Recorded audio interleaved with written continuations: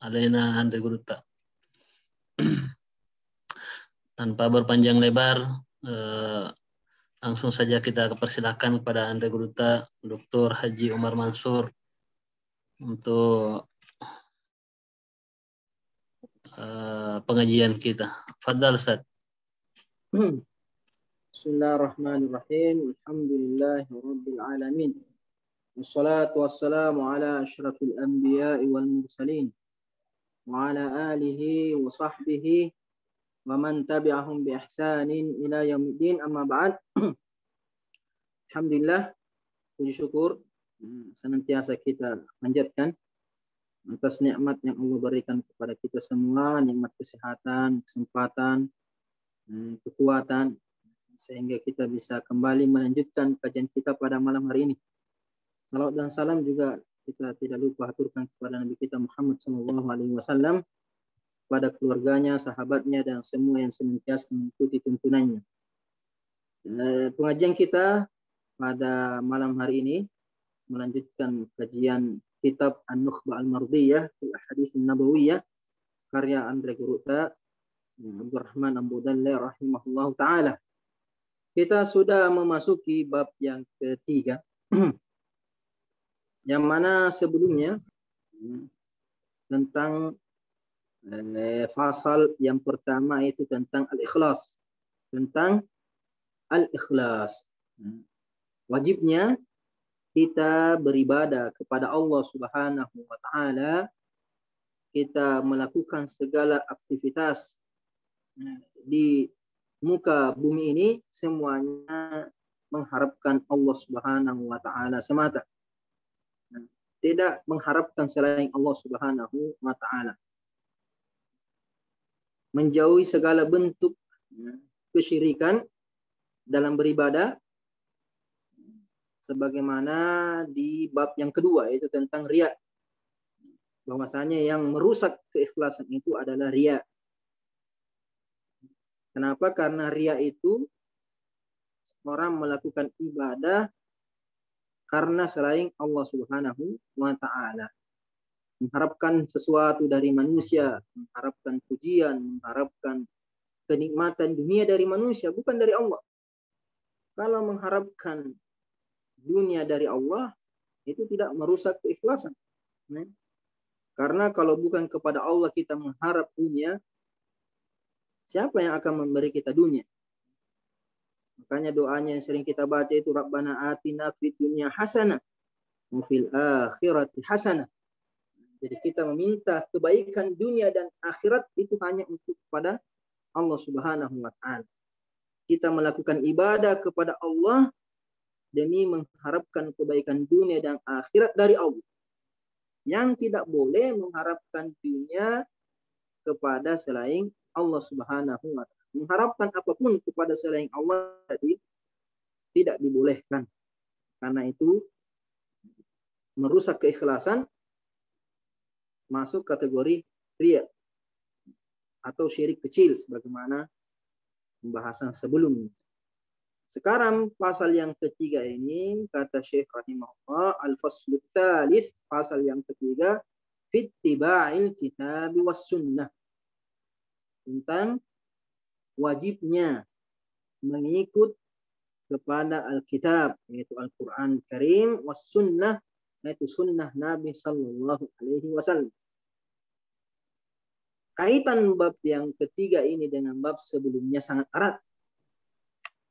Karena selain ibadah itu harus didasari dengan keikhlasan,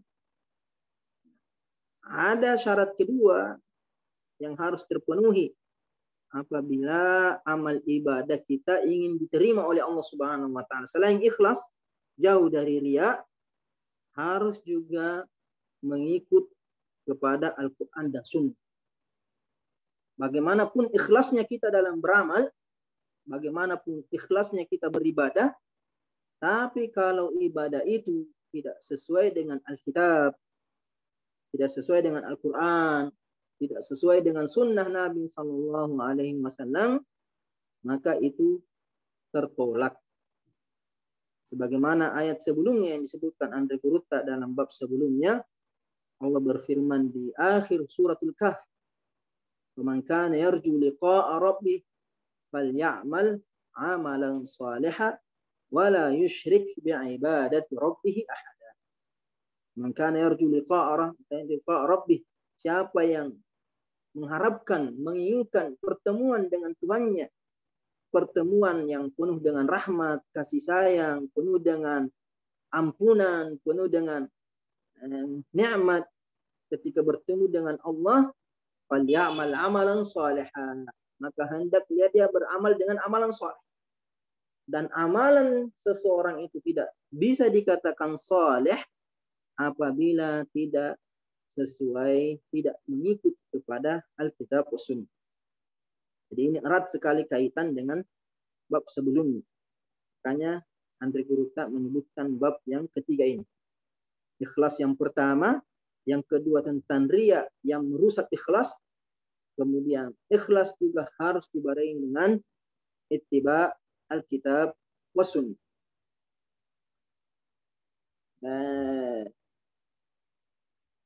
Ayat yang disebutkan oleh Andre Kuruta di sini, al-ayat, beberapa ayat yang berkaitan dengan bab ini. Ada 3 ayat disebutkan oleh Andre Kuruta dalam bab ini. Yang pertama, ayat 103 dari 103 Imran. 103 dari surah Ali Imran. Allah Subhanahu wa taala berfirman, "Wa'tasimu bihablillahi jami'a." Wa'tasimu bihablillahi jami'a. Berpegang teguhlah kalian semua pada tali agama Allah Subhanahu wa taala. Jami'an di sini taukid. Taukidnya wawul jamaah, qasimu. Berpegang teguhlah kalian jami'a, seluruhnya tanpa terkecuali. Semua orang-orang yang beriman harus berpegang teguh pada agama Allah Subhanahu wa taala. Agama Allah Subhanahu wa taala tidak lain adalah Al-Qur'an dan Sunnah. Allah tidak menurunkan agamanya kecuali melalui Al-Qur'an dan As-Sunnah. Wala tafarraqu. Janganlah kalian bercerai-berai, berpecah, bertikai. Di antara sebab pertikaian itu karena tidak berpegang teguh pada agama. Ketika seseorang tidak berpegang teguh pada agama Allah, tidak berpegang teguh pada Alkitab dan kepada As-Sunnah, maka dipastikan akan bercerai-berai. Makanya setelah perintah berpegang teguh pada agama Allah, ada larangan bercerai-berai. Karena kalau kita tidak berpegang teguh pada agama Allah, maka kita akan bercerai-berai. Dan agar kita tidak bercerai-berai, harus berpegang teguh kepada agama Allah Subhanahu wa taala. Saya lanjut sedikit ayatnya. Wadhkuru ni'matallahi 'alaik. Dan ingatlah nikmat Allah Subhanahu wa taala kepada kalian. Masih di ayat 103 Ali Imran, lanjutan dari ayat yang disebutkan nanti urut ayat pertama. Wadhkuru ni'matallahi 'alaik. Yang ingatlah nikmat Allah kepada kalian. Yang dimaksud ayat ini adalah sahabat Nabi dan termasuk kita. Idh kuntum a'daan. Ingatlah ketika kalian bermusuhan, saling berperang, saling membunuh antara kaum Khazraj dan kaum Aus di Madinah sebelum datang Nabi SAW. Ingatlah ketika kalian saling bermusuhan, fa'allafa baina qulubikum. Kemudian Allah Subhanahu wa taala menjadikan hati kalian satu, menyatukan hati kalian, membuat hati kalian saling mencintai satu sama lain, membuat hati kalian tidak berpecah belah, tidak bercerai-berai dengan datangnya agama Allah, datangnya Nabi SAW ke Madinah, datangnya Islam, dipeluknya Islam oleh penduduk Madinah, itu membuat mereka bersatu.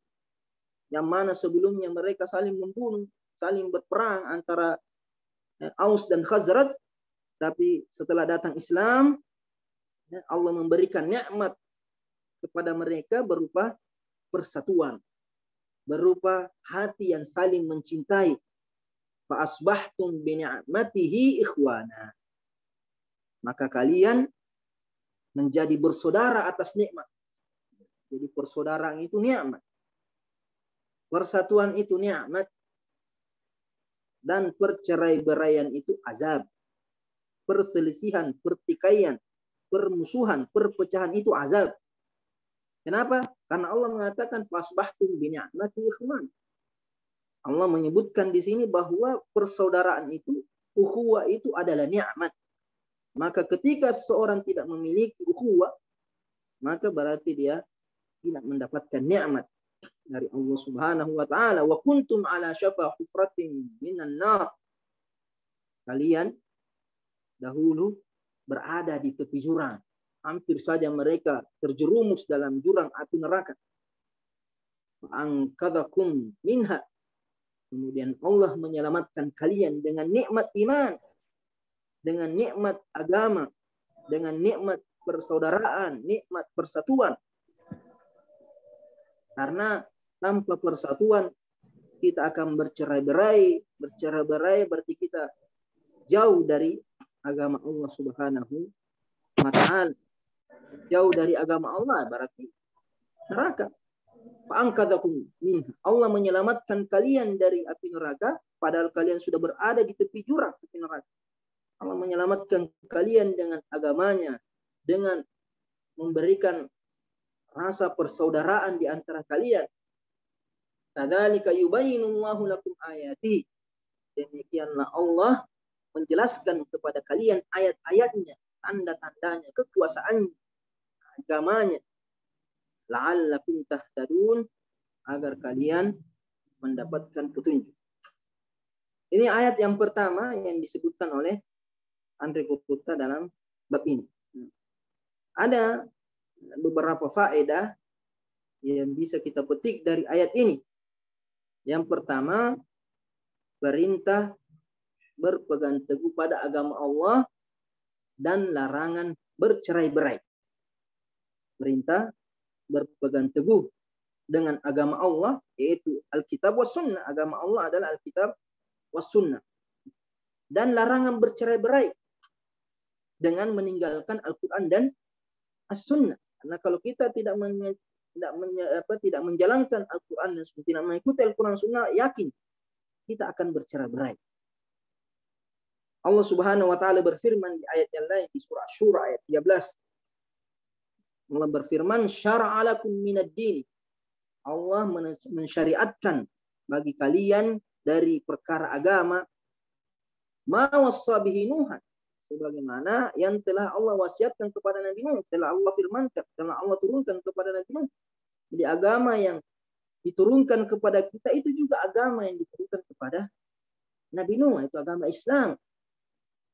Walladzi auhayna ilaika, dan demikian pula yang apa yang kami wahyukan kepadamu wahai Muhammad, wa ma wassayna bihi Ibrahim, demikian pula apa yang telah kami wasiatkan kepada Ibrahim, wa Musa, wa Isa. Apa wasiat? Apa syariat? Apa ketetapan Allah yang Allah turunkan kepada Nabi Nuh, kepada Nabi Muhammad, kepada Nabi Ibrahim, kepada Nabi Musa, kepada Nabi Isa, dan kepada nabi-nabi rasul dan rasul-rasul terdahulu, an aqimuddin, agar kalian menegakkan agama ini, menjalankan agama ini, berpegang teguh pada agama ini, yaitu Alkitab was Sunnah, Al-Quran dan As-Sunnah. Wala tatafarraqu fihi, dan janganlah kalian berpecah belah, bercerai-berai, bertikai, bersengketa, bermusuhan dengan agama ini. Agama ini datang untuk menyatukan kita. Agama ini bukan bahan untuk bercerai-berai. Jangan jadikan agama sebagai media bercerai-berai. Justru sebaliknya, agama ini datang untuk menyatukan, bukan datang untuk memecah belah. Kalau ada yang mengatasnamakan agama kemudian mengajak kepada perpecahan, berarti itu bukan agama yang diajarkan oleh Nabi Muhammad SAW. Agama yang Allah turunkan kepada seluruh nabi dan rasul, terkhusus Nabi kita Muhammad SAW, adalah agama yang mengajak kepada persatuan dan melarang perpecahan. Agama ini diturunkan Allah untuk menyatukan kita umat manusia, agar kita jauh dari pertikaian, perpecahan, permusuhan. Tapi kalau justru sebaliknya, semakin beragama tapi semakin berpecah belah, itu berarti salah dalam memahami agama. Ada kekeliruan dalam memahami agama ini. Makanya di hadis Abu Hurairah radhiyallahu anhu, Rasulullah sallallahu alaihi wasallam bersabda, "Innallaha yarda lakum thalath." Innallaha yarda lakum thalathan. Sesungguhnya Allah Subhanahu wa taala meridai bagi kalian 3 perkara. Ada 3 perkara yang Allah ridai bagi kita, yang senangi, yang perintahkan kepada kita. Apa itu? Yang pertama, an ta'buduhu wa la tusyriku bihi syai'a. An ta'buduhu, agar kita menyembah Allah ikhlas, sebagaimana bab pertama. Wa la tusyriku bihi syai'a, dan tidak menyekutukan Allah dengan sesuatu pun sekecil apapun. Itu pasal yang kedua tentang riya. Karena riya adalah menyekutukan Allah, syirik kecil. Melakukan ibadah bukan untuk Allah semata, tapi untuk selain Allah juga. Jadi itu yang pertama, an ta'buduhu wa la tusyriku bihi syai'a wa an ta'tasimu bihablillahi jami'an wa la tafarraqu. Inilah pasal yang ketiga ini. Ini pasal yang ketiga ini perintah agar kalian senantiasa berpegang teguh dengan agama Allah Subhanahu wa taala. Wa an ta'tasimu bihablillahi jami'an wala tafarraqu, dan janganlah kalian bercerai-berai. Di sini diriwayatkan oleh Imam Muslim sahih, dalam kitab sahih. Jadi ini faedah yang pertama dari ayat ini. Perintah berpegang teguh pada agama Allah, Al-Quran dan Sunnah, dan larangan bercerai-berai. Kemudian faedah yang kedua dari ayat 103 Ali Imran ini, yaitu nikmat saling mencintai. Bahwa saling mencintai antara sesama umat Islam, antara sesama Muslim, adalah nikmat dari Allah Subhanahu wa taala. Nikmat yang besar setelah nikmat iman. Bahkan tanda kesempurnaan iman seseorang itu apabila dia mencintai saudaranya yang seiman. Semakin tinggi kualitas keimanan seseorang, maka semakin tinggi kualitas cintanya kepada sesama Muslim. Allah Subhanahu wa taala berfirman di surah Maryam ayat 96. Allah berfirman, "Innal ladzina amanu", sesungguhnya orang-orang yang beriman, wa amilus shalihat, dan orang-orang yang beramal soleh, sayaj'alu lahumur rahmanu wudda, maka Allah akan menjadikan bagi mereka, menanamkan dalam hati mereka Ar-Rahman, Allah Ar-Rahman akan menjadikan, menanamkan di dalam hati mereka rasa kasih sayang, wudda, rasa saling mencintai, mengasihi, mencintai. Tidak ada permusuhan, tidak ada kebencian, kedengkian, iri, hasad. Tidak ada perceraian, bercerai-berai. Jadi kata Allah, orang yang beriman, yang betul-betul beriman, orang yang beramal soleh, yang betul-betul beramal soleh akan diberikan oleh Allah rasa kasih sayang. Artinya, orang yang tidak memiliki rasa kasih sayang antara sesama, itu imannya kurang. Amal solehnya kurang atau dipertanyakan. Allah berfirman, ini janji Allah. Kalau kamu beriman dan beramal soleh, Allah akan kasih rasa kasih. Berarti kalau tidak ada rasa kasih sayang, berarti imannya kurang atau tidak benar, atau amal solehnya kurang atau tidak benar. Makanya tanda kesempurnaan iman dan amal soleh seseorang, kesempurnaannya apabila cintanya kepada sesama itu juga sempurna. Kemudian dalam hadis Anas bin Malik radhiyallahu anhu, Rasulullah Shallallahu alaihi wasallam bersabda di Sahih Bukhari, "La yu'minu ahadukum hatta yuhibbu li akhihi, la yu'minu ahadukum hatta yuhibba li akhihi ma yuhibbu li nafsi." Nabi mengatakan, tidak sempurna iman seseorang di antara kalian sampai dia mencintai saudaranya yang seiman sama seperti mencintai dirinya sendiri. Sama, bukan lebih mencintai dirinya sendiri, cinta sama sesama muslim, tapi lebih mencintai dirinya sendiri, mendahulukan egois. Nah, itu imannya tidak sempurna. Jadi kalau iman seseorang sempurna, sebagaimana dia mencintai dirinya, begitu juga dia mencintai orang beriman yang lainnya. Ini ucapan Nabi SAW, pentingnya rasa saling mencintai. Maka pertanyakan dalam diri kita, apakah betul dalam diri kita, dalam hati kita, ada rasa cinta kita kepada sesama muslim sama seperti mencintai diri kita sendiri? Atau justru sebaliknya yang mengisi hati kita rasa benci, rasa iri, rasa dengki, rasa hasad? Nah, tidak ada persaudaraan, tidak ada rasa cinta, tidak ada rasa kasih sayang. Nah, lebih mementingkan diri sendiri, egois. Kalau itu tidak ada, berarti kata Rasulullah, tidak sempurna keimanan. Semakin kita mencintai saudara kita, semakin kita jauh dari rasa benci, rasa iri, rasa hasad, rasa dengki kepada sesama orang beriman, maka semakin sempurna keimanan kita. Kemudian faedah yang ketiga dari ayat yang pertama ini, yaitu bahaya perpecahan dan perselisihan. Nah, bahayanya perpecahan dan perselisihan itu, dampak buruknya. Kenapa? Karena Allah Subhanahu wa taala berfirman di surah Al-Anfal ayat 46, Allah berfirman, "Wa atiullaha wa rasulah." Taatlah kepada Allah dan Rasulnya. Taat kepada Allah berarti tiba Alkitab, mengikuti Alkitab, ikuti Al-Quran, mentaati Allah dengan menjalankan kitab sucinya. Wa atiur rasul, wa atiullaha wa rasulahu, taati rasulnya dengan mengikuti sunnahnya. Wala tanaza'u, janganlah kalian saling berbantah-bantahan. Wala tanaza'u fatafshalu wa tadhhaba rih. Jangan kalian saling berbantah-bantahan, jangan saling berpecah, berselisih, bersengketa, yang menyebabkan apa? Fatafshalu, kalian apa? Menjadi apa? Gentar, kehilangan kekuatan. Watadhhaba rihukum.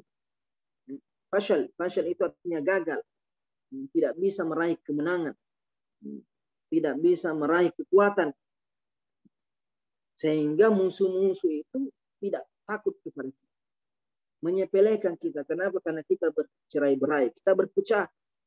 Umat Islam saling menjatuhkan satu dengan yang lainnya, tidak ada persaudaraan, tidak ada ukhuwah.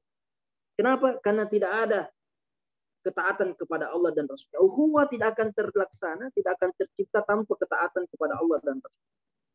Mustahil. Mustahil ada ukhuwah. Mustahil ada ukhuwah persaudaraan tanpa ittiba Al-Quran dan As-Sunnah. Karena satu-satunya cara agar kita bersatu itu adalah dengan mengikuti Al-Quran dan As-Sunnah. Maka yang mengatakan wa atiullaha wa rasulahu, taatilah Allah dan taati Rasul. Wala tanaza'u, jangan kalian bercerai-berai dengan meninggalkan ketaatan kepada Allah dan Rasulnya. Fatafshalu, sehingga kalian gentar. Musuh kita akan berani terhadap kita, tidak akan takut kepada kita. Wa tadhhaba rih, kekuatan kamu akan hilang. Wasbiru, bersabarlah. Bersabar dalam mentaati Allah, bersabar dalam mentaati Rasul, bersabar untuk tidak bercerai-berai, tidak bermusuhan, tidak berpecah belah. bercerai-berai. Nah itu butuh kesabaran. Innallaha ma'as sabirin. Sungguhnya Allah bersama orang-orang yang sabar. Itu di surah Al-Anfal ayat 46. Di surah Ali Imran ayat 105 Allah Subhanahu wa taala berfirman, "Wala takunu kalladzina tafarraqu." Jadi ayat yang pertama tadi sebutkan itu bahayanya perpecahan dan perselisihan membuat kita lemah. Perpecahan dan perselisihan itu membuat kita lemah. Nah, lemah terhadap musuh, tidak bisa melawan musuh, tidak takut kepada kita. Kemudian yang kedua di sini, wala takunu kalladzina tafarraqu. Jangan kalian meniru, menyerupai orang-orang yang senantiasa berpecah belah, senantiasa bercerai-berai, berselisih. Waqtalafu min ba'di ma ja'ahum bayin. Mereka berselisih setelah datang keterangan yang jelas kepada mereka. Setelah datang Al-Quran, setelah datang As-Sunnah, datang Al-Quran, datang As-Sunnah, tapi mereka bercerai-berai. Jangan seperti mereka. Jangan menyerupai orang-orang yang bercerai-berai dan berselisih setelah datang penjelasan. Min ba'di ma ja'ahum bayinat, al-bayinat, al-kitab was sunnah. Kenapa? Wa ulaika lahum adzabun adzim. Kenapa? Karena bagi mereka itu azab yang sangat pedih. Azab yang sangat pedih bagi orang-orang yang bercerai-berai, meninggalkan Al-Quran, meninggalkan sunnah Nabi Sallallahu Alaihi Wasallam. Perceraian, bercerai-berai, bermusuhan, itu adalah azab. Bagaimana saya katakan bahwa persatuan, rasa saling mencintai, mengasihi itu adalah nikmat. Berarti perceraian, pertikaian, permusuhan, perselisihan, persengketaan itu adalah azab. Karena walau wa ulaika lahum adzabun adzim. Hadis atau kejadian terjadi di masa Utsman bin Affan radhiyallahu anhu, atau di masa Nabi sebelumnya lagi di masa Nabi sallallahu alaihi wasallam, sebagaimana hadis Abdullah bin Mas'ud radhiyallahu anhu, ada seorang sahabat Nabi sallallahu alaihi wasallam atau Abdullah bin Mas'ud ini mendengarkan seorang sahabat Nabi sallallahu alaihi wasallam membaca Al-Quran. Membaca Al-Quran. Ternyata bacaan Al-Quran sahabat ini tidak seperti bacaan yang dibaca oleh Abdullah bin Mas'ud. Bacaan orang tersebut tidak sama seperti bacaan Abdullah bin Mas'ud. Akhirnya apa? Abdullah bin Mas'ud menegur. Kenapa kau baca Al-Quran seperti ini? Sahabat mengatakan, kalau kamu kenapa juga baca Al-Quran seperti itu? Abdullah bin Mas'ud mengatakan, saya dengar dari Rasul. Sahabatnya mengatakan, saya juga dengar dari Rasul. Akhirnya apa? Mereka berselisih, berbantah-bantah, saling menyalahkan satu dengan yang lain. Satu mengatakan, bacaan saya yang benar. Abdullah bin Mas'ud mengatakan, tidak, bacaan saya yang benar. Tidak, bacaan saya yang benar. Saya ambil dari Nabi. Saya ambil dari Nabi. Akhirnya apa? Mereka berselisih. Keduanya datang kepada Nabi SAW. Melaporkan kepada Nabi. Ya Rasulullah, ini ada orang baca Al-Quran lain-lain. Tidak seperti yang kamu ajarkan sama saya. Sahabat yang satu, ya sini, saya juga ya Rasulullah. Ini juga bacaan tidak sama seperti yang kamu bacakan kepada saya. Akhirnya apa? Nabi Shallallahu Alaihi Wasallam mendengar perselisihan, perseteruan di antara dua sahabat ini gara-gara satu bacaan. Sama-sama baca Al-Quran, tapi satu bacaannya lain, satu baca. Diperselisihkan. Akhirnya Nabi apa? Dengan muka yang merah. Marah Nabi Shallallahu Alaihi Wasallam. Murka Nabi Shallallahu Alaihi Wasallam. Tidak senang. Nabi tidak senang dengan apa yang dilakukan dua sahabat. Kemudian Nabi Shallallahu Alaihi Wasallam mengatakan, "Kilakulah muhsin. Kalian berdua sudah benar. Kenapa? Karena yang satu saya yang ajar. Yang Abdullah bin Mas'ud yang baca juga saya yang ajar.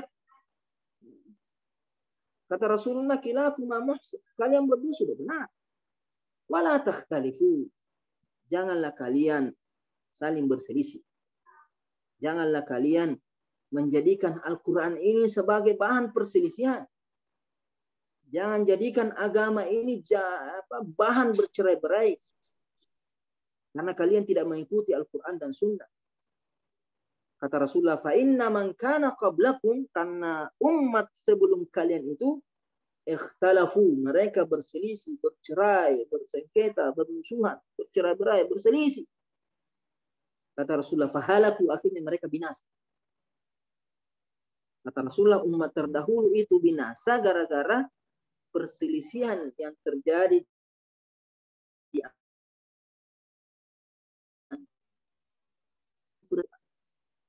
yang masing-masing punya dasar dari Nabi SAW. Nabi marah. Kenapa?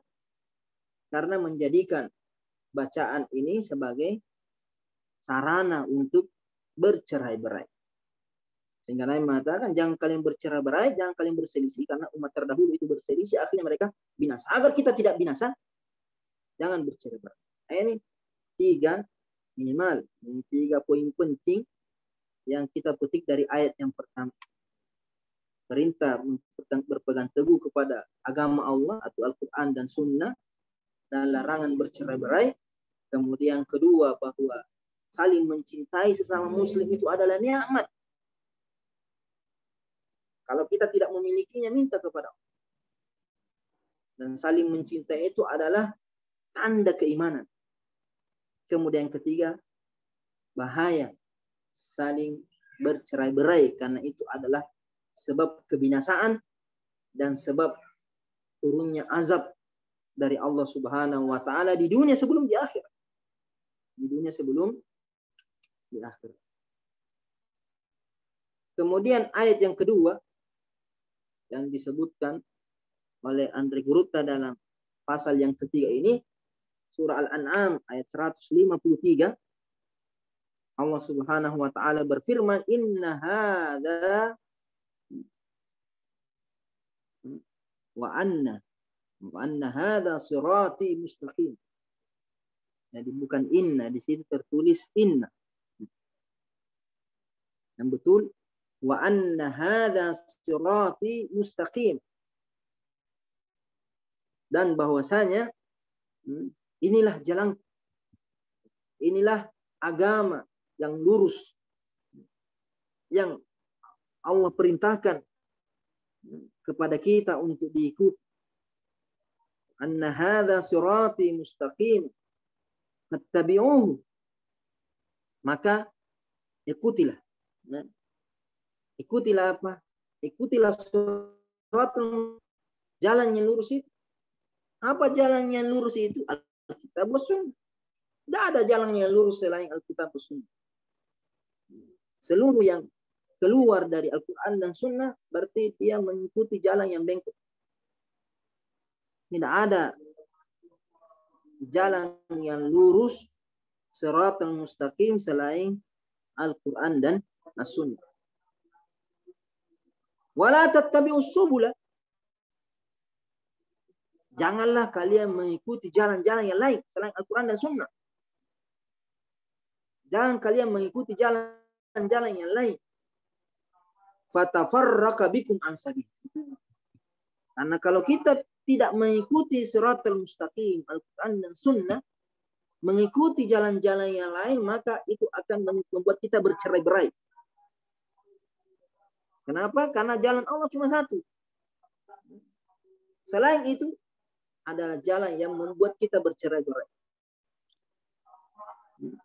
Anna hadza sirati mustaqima, inilah jalanku yang lurus. Jalannya Nabi yang lurus adalah Al-Quran dan Sunnah. Fattabi'uhu, ikuti dia. Ikuti Al-Quran dan Sunnah. Wala tattabi'us subula, jangan ikuti jalan-jalan yang lain. Fatafarraqa bikum an sabili, sehingga membuat kalian bercerai-berai, menjauh, melenceng dari jalan yang lurus tersebut, jalan yang bengkok.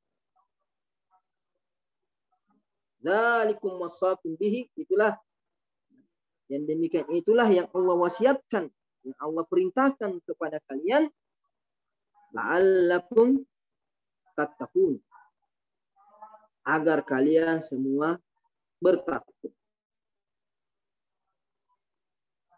Ini ayat yang kedua. Ayat yang kedua ini dijelaskan lebih jelas oleh Nabi Shallallahu Alaihi Wasallam. Karena Nabi sebagai penjelas firman Allah Subhanahu Wa Taala, sebagaimana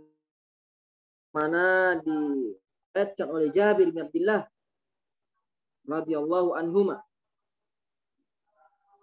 Rasulullah Shallallahu Alaihi Wasallam atau Jabir bin Abdullah bercerita, kunna julusan 'inda Nabi Shallallahu Alaihi Wasallam. Suatu hari kami duduk di sisi Nabi Shallallahu Alaihi Wasallam. Fakhatta khattan hakadha amamahu. Jabir mengatakan ketika kami duduk bersama Nabi, Nabi tiba-tiba menggaris satu garis. Menggaris satu garis. Garis lurus. Di depannya. Nabi menggaris satu garis di depannya. Faqala, kemudian Nabi berkata, hadza sabilullah. Ini jalan garis yang saya buat ini, katanya. Kata Rasulullah, ini adalah jalan Allah. Perumpamaan. Jadi Nabi memberikan perumpamaan dengan garis lurus ini. Siratal mustaqim, garis yang lurus. Kata ini jalannya Allah Subhanahu. Wa khattaini an yaminihi wa khattaini an shimalihi. Kemudian Rasulullah menggaris dua garis di samping kanan garis yang pertama ini. Kemudian dua garis di samping kiri. Berarti ada dua garis di garis yang tengah.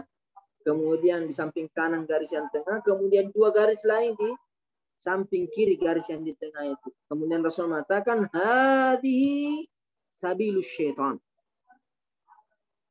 Dua garis di samping kanan, dua di samping kiri, kata Rasulullah, ini semua jalannya syaitan. Yang tengah ini jalannya Allah. Dua garis di sampingnya, jalan syaitan. Dua garis di sampingnya lagi, samping kanannya, samping kirinya, itu juga jalan syaitan. Tsumma wada'a yadahu fil khattil awsat. Kemudian Nabi meletakkan tangannya di garis yang tengah itu. Garis yang tengah. Tsumma tala hadhil ayat, kemudian Rasulullah membaca ayat ini, wa anna hadza sirati mustaqiman fattabi'uhu wa la tattabi'us subula fatafarraqa bikum an sabilihi dzalikum wassaqum bihi la'allakum tattaqun. Ini penjelasan dari Nabi sallallahu alaihi wasallam bahwa sesungguhnya jalan milik Allah adalah jalan Nabi sallallahu alaihi wasallam, yaitu Al-Qur'an dan Sunnah. Selain Al-Qur'an dan Sunnah, ketika seseorang itu tidak mengikuti Al-Qur'an dan Sunnah, berarti dia mengikuti jalan-jalan syaitan. Berarti dia mengikuti jalan-jalan syaitan yang senantiasa memecah belah. Kalau kita tidak mengikuti Al-Quran dan Sunnah, maka kita akan bercerai-berai. Karena jalan syaitan banyak. Jalan syaitan mengatakan harus begini, harus begitu. Jalan Allah cuma satu. Ikuti Al-Quran dan ikuti Sunnah Nabi Sallallahu Alaihi Wasallam. Hadis yang sama, supaya lebih jelas, hadisnya Abdullah bin Mas'ud, kalau tadi hadisnya Jabir bin Abdullah di Musnad Imam Ahmad. Ini juga hadisnya Abdullah bin Mas'ud di Musnad Imam Ahmad. Abdullah bin Mas'ud berkata, khatta lana Rasulullah sallallahu alaihi wasallam khatt. Rasulullah sallallahu alaihi wasallam menggaris satu garis. Tsumma qala hadza sabilullah. Ini jalan Allah Subhanahu wa taala. Tsumma khatta khututan an yaminihi wa an. Kemudian Nabi menggaris banyak garis. Kalau riwayat pertama tadi cuma menggaris dua. Di sini Nabi menggaris banyak garis di samping kanannya, kemudian banyak garis di samping kirinya. Kemudian Nabi SAW berkata, hadhihi subul mutafarriq. Ini semua garis-garis di samping kanan, garis-garis di samping kiri ini adalah garis jalan-jalan yang memecah belah. Jalan-jalan yang beraneka ragam. Ala kulli sabilin minha syaitan. Di setiap garis, setiap jalan ini ada syaitan yang mengajak kepadanya. Yad'u ilaih. Yang mengajak kepadanya. Jadi ada jalannya Allah satu, yang mengajak kepadanya adalah Rasulullah dengan Al-Quran dan Sunnah. Kemudian di samping kanan, di samping kirinya banyak jalan, masing-masing jalan ada syaitan yang mengajak. Ada syaitan yang menggoda untuk kita menjauh dari Al-Quran dan Sunnah, mengikuti jalan-jalan yang lain yang bertentangan dengan Al-Quran dan As-Sunnah. Tsumma qara'a, kemudian Nabi sallallahu alaihi wasallam membaca ayat ini, wa anna hadza sirati mustaqiman fattabi'uhu wala tattabi'us subula fatafarraqa bikum an sabili. Ini ayat yang kedua. Kemudian ayat yang ketiga yang disebutkan oleh Andre Guruta dalam kitab ini yaitu surah An-Nisa ayat 59.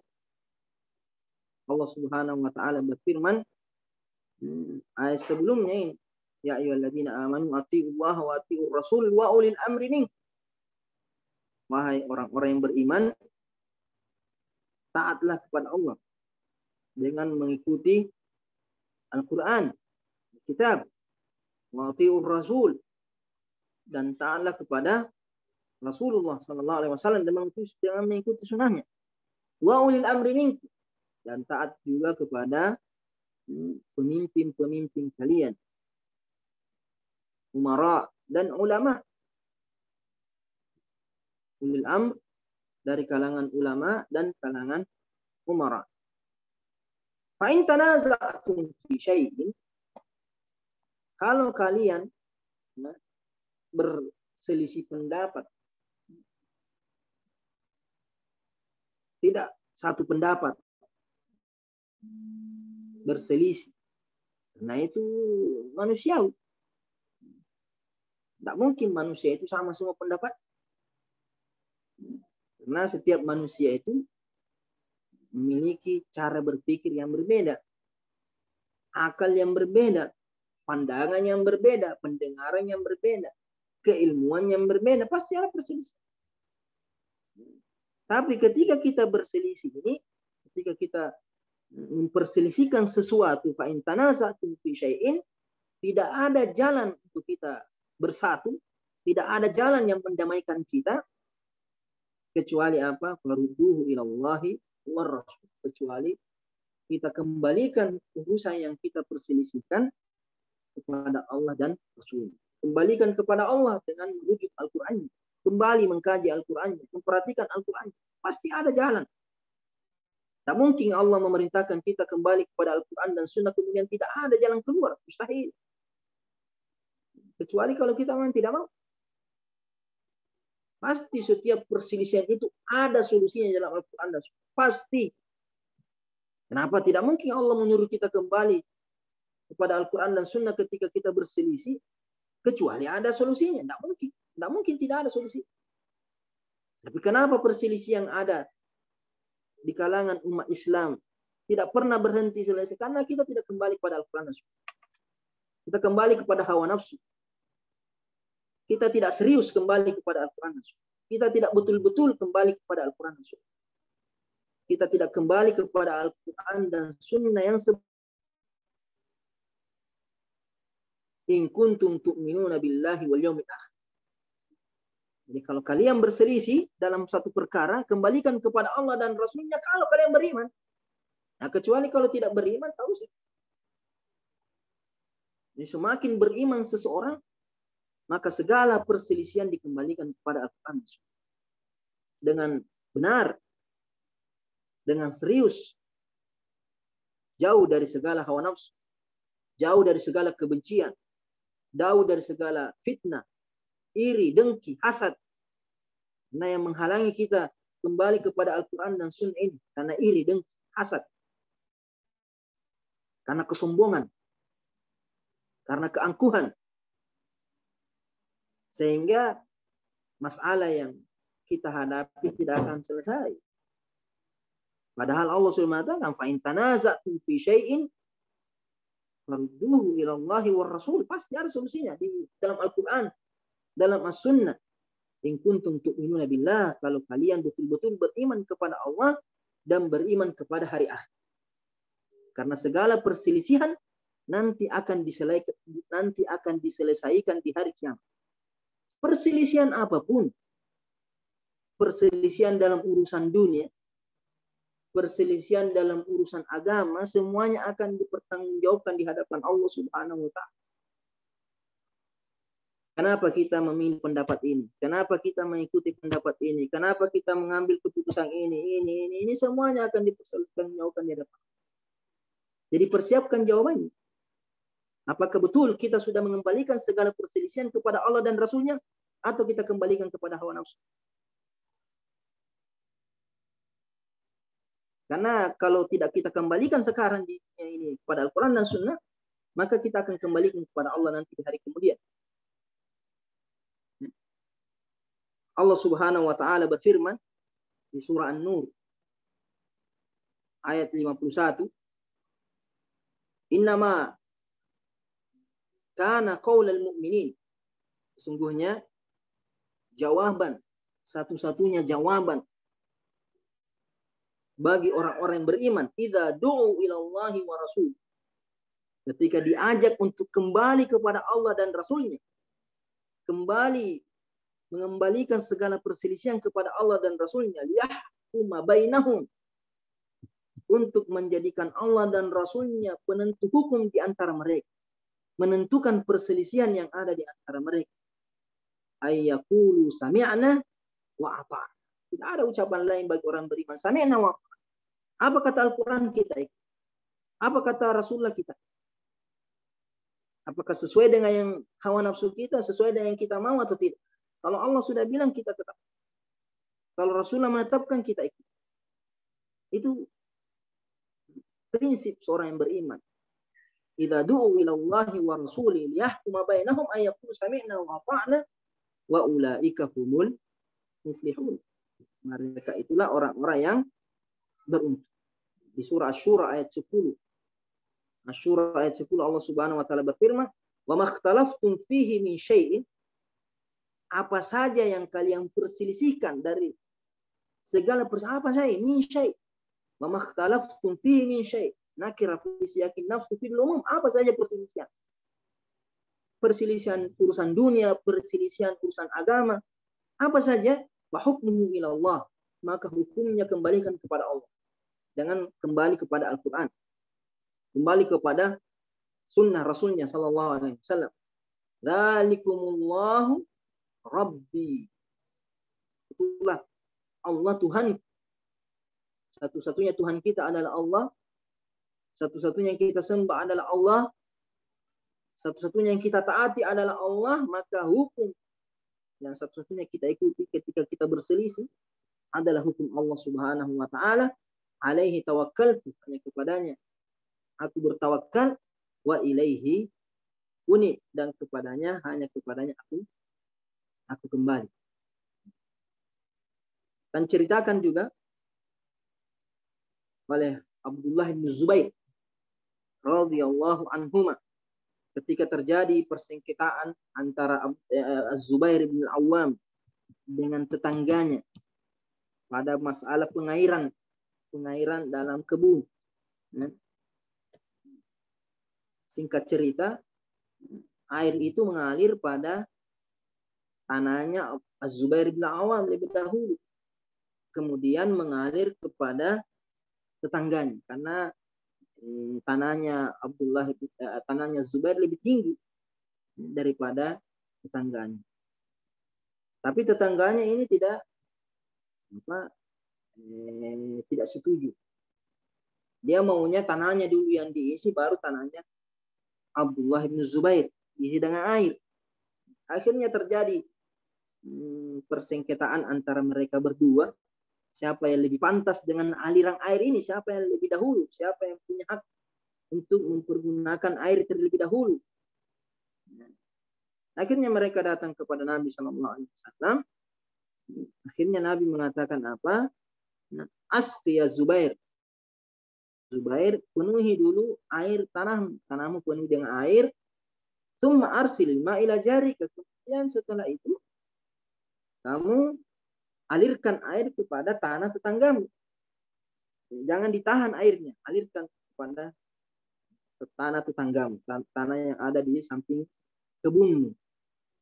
Ternyata sahabat Ansar ini tidak setuju dengan keputusan Nabi SAW. Sampai-sampai menuduh Nabi, mengatakan angkana bin ambatik. Sampai menuduh Nabi nepotisme. Menganggap Nabi menetapkan hukum tersebut karena Az-Zubair itu adalah anak bibinya Nabi. Anak dari bibinya Nabi. radhiyallahu anhu. Akhirnya Nabi Shallallahu Alaihi Wasallam murka. Kemudian Nabi mengatakan, "Iski Zubair, thumma ahbisil ma hatta yarja ila jidar." Mengatakan Zubair, penuhi air, pergunakan air itu untuk kebun sampai penuh. Jangan alirkan ke sebelah kecuali kalau sudah penuh. Jadi Nabi tadi awalnya memberikan hukum yang adil. Ambil secukupnya, kemudian berikan ke tengah. Tapi karena tidak setuju dengan hukum tersebut, akhirnya Nabi memberikan hukum yang tegas, yang lebih tepat, yang lebih adil, bahwasanya Az-Zubair lebih pantas, lebih berhak untuk air tersebut, sehingga nanti puas Abdullah bin Az-Zubair bin Awan, puas dengan air tersebut, baru dialirkan kepada tetangganya. Kemudian turunlah ayat ini, "Fala wa rabbika la yu'minuna hatta yuhaqqimuka fima shajara bainahum thumma la yajidu fi anfusihim harajan mimma qadaita wa yusallimu taslima." Allah berfirman, "Fala wa rabbika." Tidaklah demi Tuhanmu, la yu'minuna, mereka itu tidak beriman, hatta yuhaqqimuka fima shajara bainahum, sampai mereka menjadikan kamu sebagai hakim, penentu atas perkara perselisihan yang terjadi di antara mereka. Tsumma la yajidu fi anfusihim harajan mimma qadaita, kemudian mereka tidak merasa berat dengan apa yang kamu tetapkan, wa yusallimu taslima, dan mereka menerima dengan pasrah hukum yang ditetapkan oleh Nabi Shallallahu Alaihi Wasallam. Ini menunjukkan bahwa mengembalikan hukum kepada Allah dan Rasulnya bukan dalam perkara agama saja, tapi dalam perkara dunia, perkara tanah, perkara aliran air di kebun, harus dikembalikan kepada Allah dan Rasulnya. Apalagi kalau dalam masalah urusan beragama. Nah, ini tiga ayat yang disebutkan oleh Andre Geruta dalam bab ini. Insya Allah nanti kita lanjut pertemuan berikutnya, hadis-hadis yang berkaitan dengan perintah mengikut kepada Al-Quran dan Sunnah. Kesimpulannya bahwa tiga ayat yang disebutkan oleh Andre Geruta semuanya mengandung perintah agar kita kembali, agar kita senantiasa mengikut kepada Al-Quran dan Sunnah, dan tidak bercerai-berai dengan meninggalkan Al-Quran dan Sunnah. Apapun perselisihan yang terjadi di antara kita dalam perkara dunia atau perkara agama, semuanya harus kembalikan kepada Al-Quran dan Sunnah. Pasti kita dapatkan solusinya kalau betul-betul kita serius atau benar-benar mencari hukumnya dalam Al-Quran dan Sunnah. Nah, ini yang bisa saya sampaikan pada malam hari ini. Mudah-mudahan ada manfaatnya. Qul hadza wastaghfirullah li wa lakum. Tafadhal moderator. Terima kasih Ustaz. Masya Allah, luar biasa kajiannya. Begitu mendalam, mengulas tiga ayat Al-Quran yang ditulis oleh Andre Geruta. Tapi tiga ayat ini sangat dalam sekali makna yang dikandungnya. Terima kasih. Selanjutnya kami persilakan kepada hadirin atau hadirat yang hendak mengajukan pertanyaan kepada Geruta. Kami persilahkan.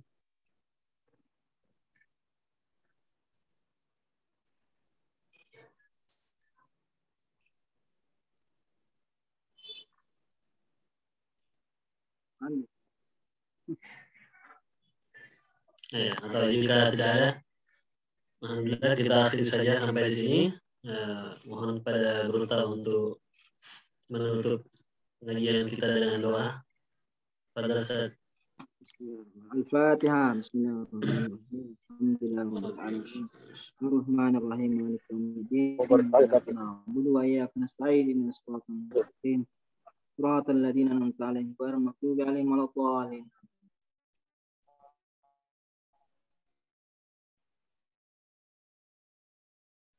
Allahumma 'allimna min